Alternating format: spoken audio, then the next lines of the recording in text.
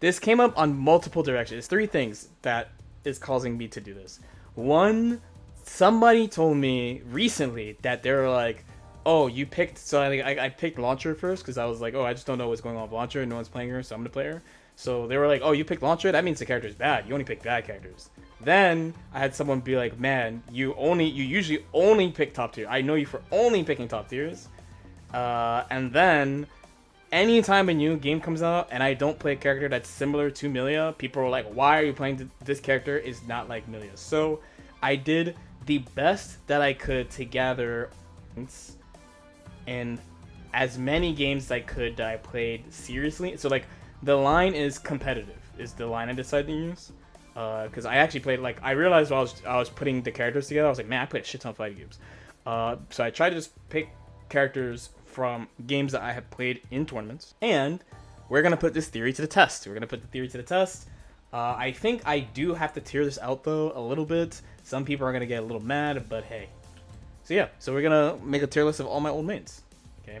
Characters that change a lot between versions of the games, like Gotenks. So, I tried to think about the character at their peak. So Catalina, I'm talking about when I played her. So when I played her in season 1, go chronologically. That's a good idea, by the way. Gotenks, I would say this is when I played him. All of these are like when I played the character. If I played the character multiple versions, because I didn't play Gotenks multiple versions as like a main.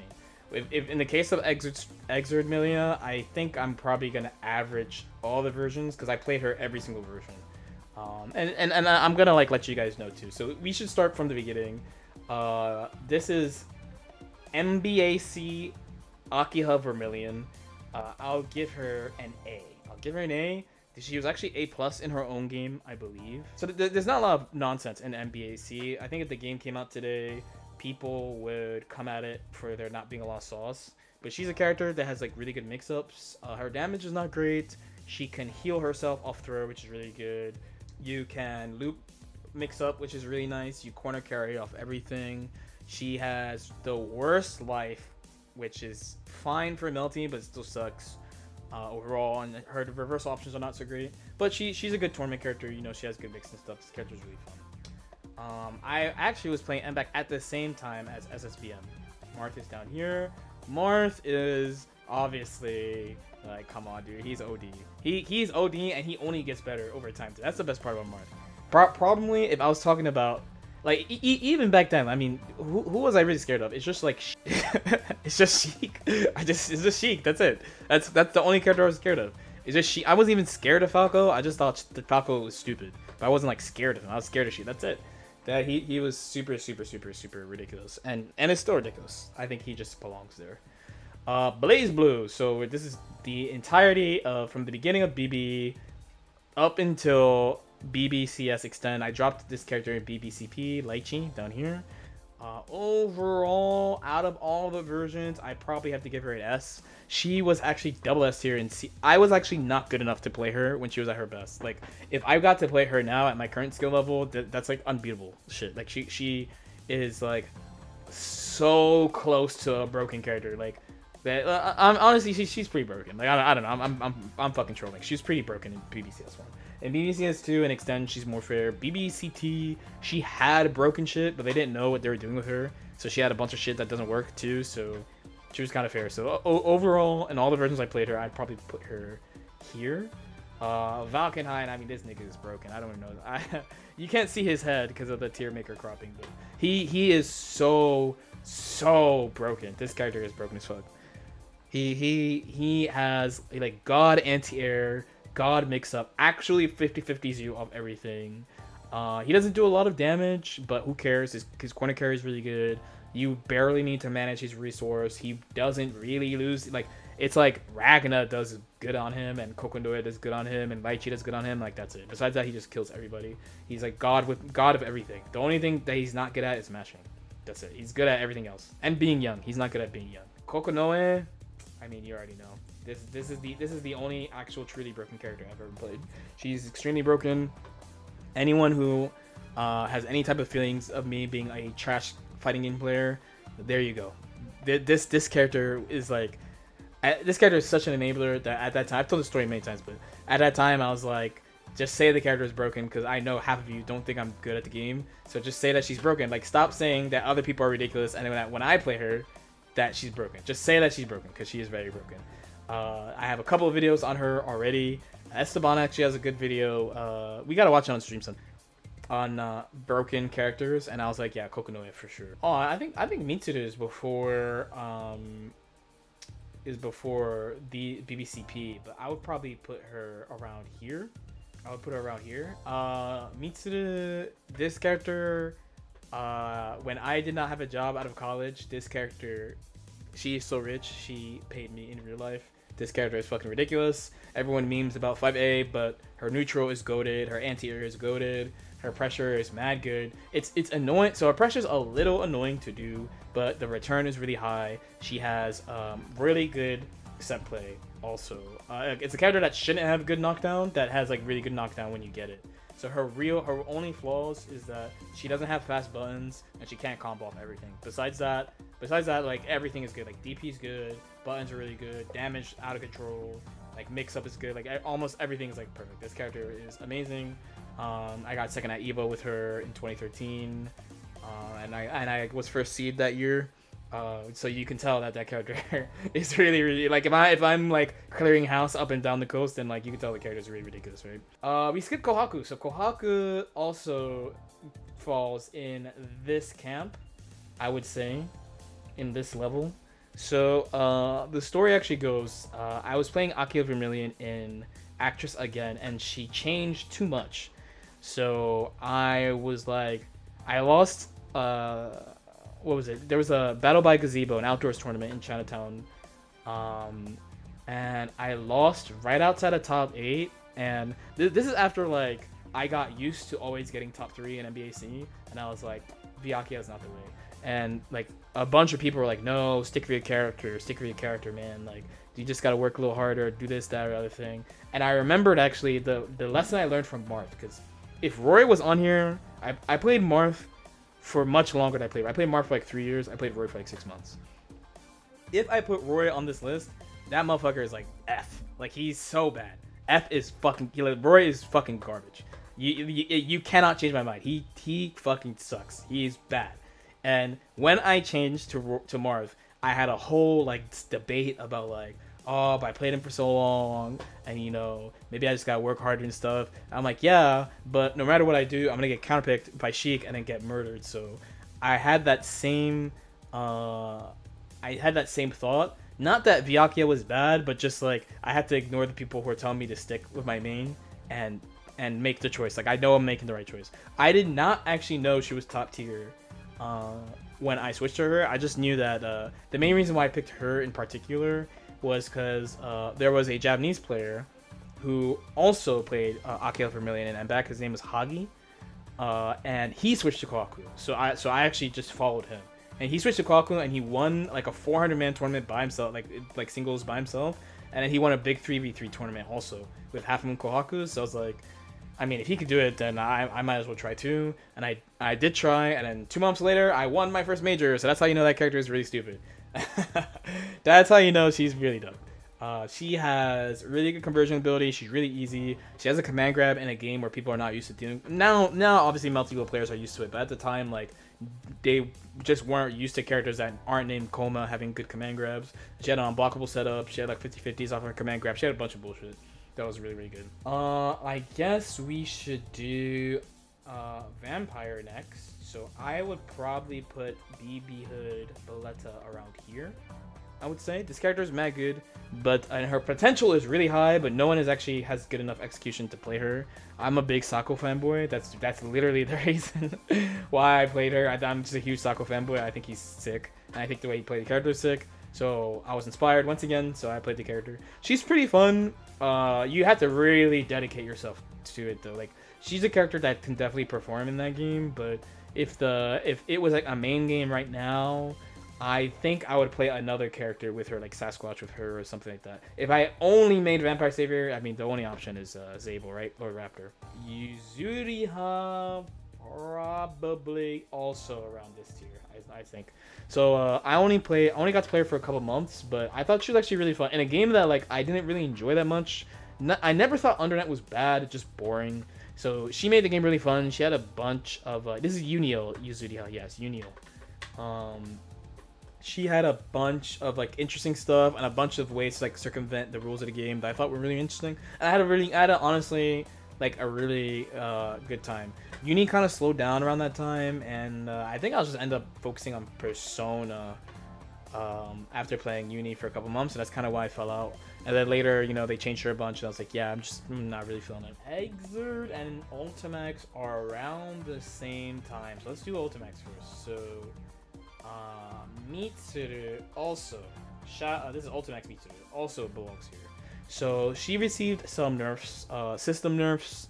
Her knockdown's not as good. She had a better overall conversion ability, but her damage being down and her knockdown being worse definitely affected her. And then they leaned in way more into gambling around the turn with her pressure. So while she's really good at it and her neutral is like top class, I didn't like how offense felt and knockdown felt. So what I ended up doing is when Margaret dropped, I played her, and I thought she was the 6th best character in Ultimax. People called me a down player. I was like, wow, imagine. She's fucking ridiculous though. She's really, really ridiculous. She has a bad reputation kinda around Persona players because she's good. Her neutral is really good, so she shuts down a lot of characters in neutral, and people are like, oh, she's really scrubby. But yeah, you need like super solid defense because she's tall and her DP's trash. So you need like really, really solid defense. You have to be willing to gamble in like good spots. So out of all these characters, I would say that Margaret is probably the character that's absolute closest to my heart because I got to play her day one on release. So I just feel really connected to the character because of how much stuff I built with the character, especially because like the spread of opinions on the character was all over the place between like this character doesn't have shit to, I mean, people were saying day one she was excuse me, day one that she was like broken, a couple people said, and we were like, why? Like what does she have that's obviously broken? Like no. But yeah, I really do like that character. We will save this one for a little bit later because this one's pretty recent. So let us go to Exerd. So I would say overall in Exerd, this. She was really good in Sign. She was really good for the entirety of Sign. She is also really good in Revelator 1.0. In Rev 2, she's dog, but then in Rev 2.1, she's really good. So overall, Milia is super good in Exert. Overall, over the versions. This is my first serious Guilty Gear game. Coming to Guilty Gear, starting with Melty Blood, was really odd. It was kind of like a full circle thing. I remember playing Melty Blood and Blaze Blue, having GG players talk shit about like how bad those games were, but then I started playing GG and Exert. I'm like, GG fucking sucks. I was like, Guilty Gear sucks for almost like an entire year. I was like, this game sucks. It took me a really long time to appreciate Guilty Gear, but I actually learned to love the game after around playing it for like a year. That's some fighting game shit, by the way. Like normal people would not like learn to love the game. Normal people would play the game, be like, this game fucking sucks, and then they would stop playing. They would just stop playing. I kept playing even though I was like, this game sucks the whole time. I was like, this game sucks for months, until like I finally kind of just got into it the right way. I was like, okay, this is kind of the way the game plays, you know, everyone's kind of doing their thing, but you can structure stuff and the game's pretty fun. And even though Rev 2.0 was a really hard time, I think overall I had a really good time. Overall she's really strong in that version. 9 the Phantom. Clear. This character is insane. This character, like, I actually, one of my saddest things about BBCF is that I didn't play it more because, like, people were telling me, like, oh, 9 makes careers and stuff. I'm like, man, if you're talking about her, when people talk about a character of that energy and I was playing them, I'm like, damn, like, what the fuck would I have done if I got to play this character like that, right? Such an interesting character, actually. It kind of sucks that she got that reputation for just, like, being a gorilla and like oh rocks plus 20 lol, you know, because her base design is so interesting. Like each button is assigned to an element, so you need to structure how you do combos and how you do pressure around getting the things that you want, and you might want to use like more esoteric tools in different matchups kind of, but a lot of people just default to, oh, big buttons, mommy, rock plus 20, you know. Pain. I actually wish I got to play her more so I could talk about her a little more that way, but it was a good time. I really did enjoy that character. We're getting down to it. So Karen. I mean, this character is ridiculous, right? This is the punk character. She got full combos from everything in a game where, like, in season 1, like, a bunch of characters just couldn't combo like that. Like, she just comboed from fucking everything. Like, crouching beat him quick, crouch, just everything into knockdown, into set play. But your set play, you know, is like strike throw stuff. I feel like if I stuck with it, I could have gone far with her. I just remember, like, thinking I need to stop bullshitting. I need to stop bullshitting and then focus on Guilty Gear. Gold Tanks. So here we're talking about Gold Tanks when I played him. So this is like season 3, season 3.5. Gold Tanks, bro. He's like, this character's OD.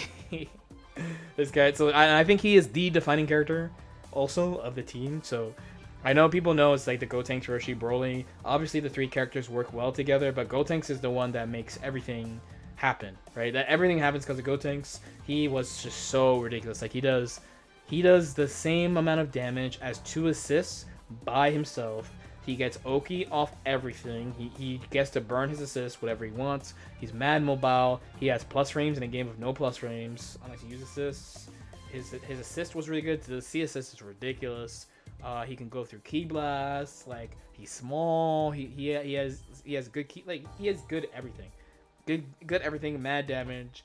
The only thing about playing him point, because this is why I would say he's the standout of the team, is because I had to play him point. So the main thing is that you need a pinch of resource to start, but, like, you're gonna get that resource, and he's good in sparking, and he's good against sparking. Like, my dude has everything. This character was really good.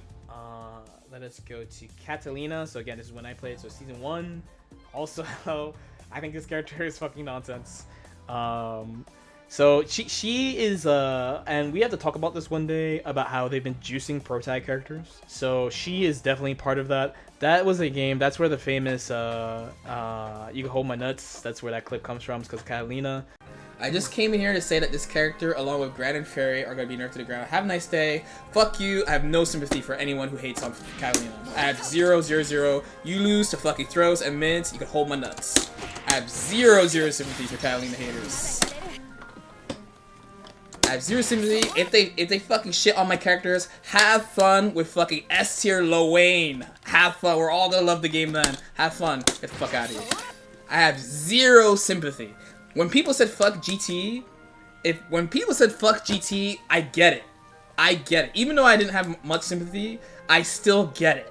Cause that nigga hits you and he spirit bombs you and you die. Like, I get it. Catalina, bro, you're gonna get tight about this. You can hold my nuts. Peace.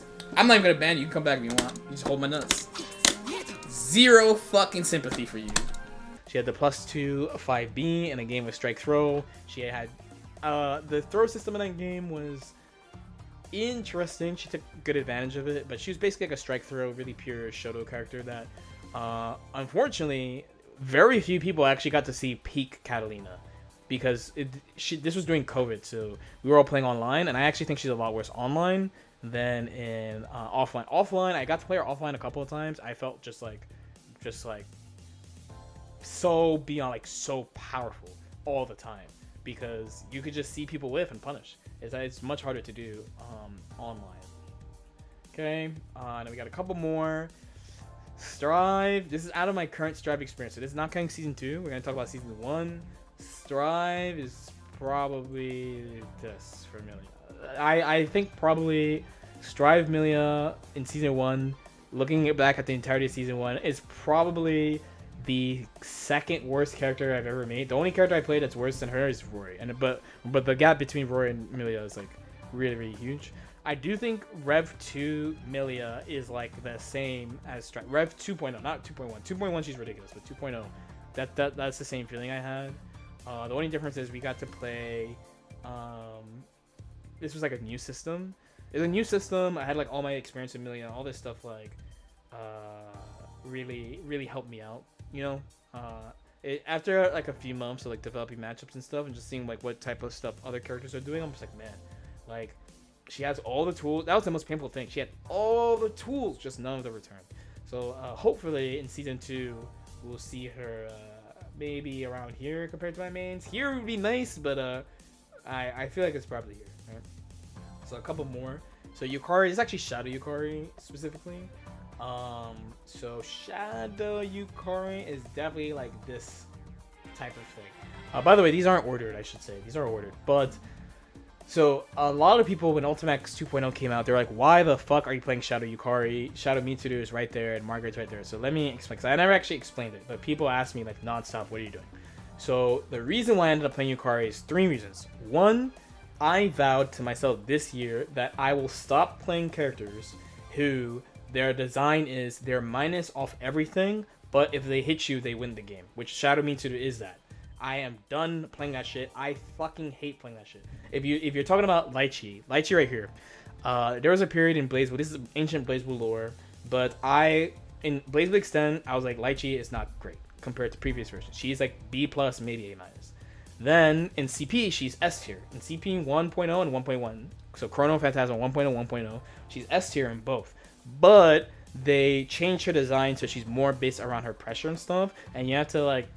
This makes sense in arcades, by the way, because arcades has more delay, but you're playing around like reactions around like her setting staff. So essentially, it's like you're gambling around minus frames to extend your pressure, right? I really already didn't like it in previous versions, and now she's leaning into it harder. I really didn't like it. I was like, Lychee fucking sucks. This shit is mad obnoxious. I'm tired of people mashing on me, and everyone's like, she's top tier, she's top tier. I'm like, I know, but she's not top tier for me. Like, I can't do this. Like, this shit is driving me crazy. I switched to Valkenhayn, and then when I switched to Valkenhayn, I had the time of my fucking life. I love Valkenhayn. I love fucking Valkenhayn. I love that dude. That is my boy. I had the time of my life playing Valkenhayn. There's a ton of stories about Valkenhayn at that time, so I'm not gonna go into that. So, Mitsuru in Persona 4 Arena 1 is like that also, but she had like good set play, and she had like the good neutral and good anti-air, so I was like, alright, whatever. Lychee is like that too, but again, CP, they leaned less towards the knockdown, more towards the pressure. So, when I'm playing Ultimax Shadow Mitsuru, the threat is that if she hits you, you're dead. But everything is minus, and you have to like overextend and like wait for the people, your opponents, to do stuff. I'm tired of fucking doing that. I'm really tired of doing that. That's reason number 1. Reason number 2, there's just not a lot of Yukari players. So like as far as the North America, I should say, I know there are people who have been playing Persona non-stop. So while like the other like traditional like well-known people like myself, SKD, like Breaker Dave and stuff like that, like we move on to other games because like new stuff comes out, not a lot of people playing Persona. There are some people who just kept on playing Persona 7 Seas edition for a very long time. Okay, so obviously these guys are really good with the character, but there's no like at the time there's no like large events for the character, and Japan got to play 2.0 for a really long time. Like, yeah, Shadow Yukari is ridiculous, she's top tier, so I'm just like, you know what, let me play something I don't usually play, let me get to be active, let me have some plus frames, let me have some set play, and let me just try something different, let me just play something different. I had a lot of fun playing her. I did say, like, for example, if Persona was at EVO, I'd probably be grinding Persona pretty hard. If Atlas did something with Persona Ultimax, I'd probably be grinding it pretty hard. But since they didn't really say anything, I kind of played for fun. Playing a new character also encouraged me to play the game a lot more also. Where if I play, like, Margaret or Mitsuru, like, it's Margaret and Mitsuru, like, I'm not going to play a lot because I already know. Where like Yukari, I'm having a whole new experience, so let's just do that. She's really fun and she's incredibly strong. You just has a high skill floor is all, and her combos are really annoying to do online. And then last we have Crusader. So I know I was playing Launcher last week, but for the rest of this tournament that I'm in, I'm gonna be playing Crusader. Crusader isn't the easy place right here, bro. I mean, he fixes the game. I don't know what to say. Yeah, tracking +5 move. He has plus buttons. He has a good projectile. He does a lot of damage. He has good strike throw. He's got armor with grace. He's just got a bunch of good stuff in a really straightforward way. It's not usually what I do. And the only other big body I really played is like 16. You know, Broly also. But they've been kind of juicing big bodies recently too. It's been fun also. So we'll see how this goes over the rest of the month. This is the character I have the least info on because I mean this started on Friday. I think if we look at the list of characters that I've played, though, over many games, I think we have a pretty clear, what happens normally. It is most of the characters I've played are top tier. Well, it is much easier to call me a tier whore than to say, oh, I'm a low tier hero. I basically almost never play weak characters. and I mean, I know I'm in a tournament circuit, so I know. I learned my lesson the hard way really early. Again, I didn't put Roy here, but Roy fucking sucks. Roy is not a good character, and that shit is pain. It is painful to delete someone's Fox and have them pick their fucking pocket cheek that they barely know how to play, and then I lose or struggle, right? Roy. I mean, I could add him. I would have to. Roy is like easy, like just F. Like I can't even give him a D with good conscience. I would give him like E. Like I'd have to get the just have his own tier. I would gladly add him and put him at just like the lowest tier. He is easily by far the worst character I ever played is Roy. But also I was Lil Timmy. I was Lil Timmy once. He had to fire. I thought because he had to fire, he was better than Barth, and you know we all make mistakes. I was young.